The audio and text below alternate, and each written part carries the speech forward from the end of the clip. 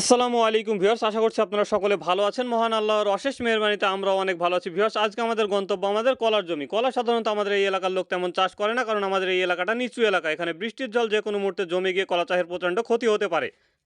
এই এলাকার প্রধান চাষ হচ্ছে পাট, পেঁয়াজ, ধান। পাট এবং পেঁয়াজের উপর বিশেষ নজরদারি থাকে, কেননা এখানকার অর্থকারী ফসল বলতে পাট এবং পেঁয়াজ। তবুও ভিউয়ার্স, 10 কাঠা মতো ড্যাঙা জমিতে আমরা কলা চাষ করেছি। আমাদের এই জমিটা বাড়ির কাছে এবং একটু উঁচু মতো আছে। তবুও এবছর বৃষ্টির এতটাই চাপ ছিল যে বৃষ্টির জল জমে গিয়ে কলা গাছগুলো কেমন দুর্বল হয়ে যাচ্ছে, পাতাগুলো শুকিয়ে যাচ্ছে। এর আগে পরে কলা চাষ আমরা কখনো করিনি, তাই অভিজ্ঞদের পরামর্শ চাইছি। যদি কোনো অভিজ্ঞ ব্যক্তি থাকেন আমাদেরকে পরামর্শ দেবেন, আমরা আপনাদের পরামর্শের অপেক্ষায় রইলাম। আমাদের গাছগুলোতে এখন কাঁদি আসার সময় হয়ে গেছে, তাই গাছগুলোকে আমরা চাইছিলাম ঠেকো দিতে, কেননা কাঁদি আসার ফলে গাছগুলো একদিকে হেলে পড়ছিল। তাই আমরা গাছগুলোকে ঠেকো দেওয়ার জন্য খুব সকাল সকাল বাড়ি থেকে বাঁশ এবং দড়ি নিয়ে বাগানের দিকে রওনা দিয়েছিলাম। আমরা তিনজনই এখানে এসেছি, তিনজনই বাড়ির লোক, কেননা এইগুলো কাজগুলো আমরা নিজেরা করার চেষ্টা করে থাকি। লেবার দিয়ে এই কাজগুলো করলে তেমন লাভজনক হয় না। এর আগে যাকে গর্ত করতে দেখেছিলেন উনি আমার ছোট ভাই, সঙ্গে আমার আব্বা রয়েছেন। আমরা তিনজনে খুব সকাল সকাল বাড়ি থেকে চলে এসেছিলাম গাছগুলোকে ঠেকে দেওয়ার জন্য।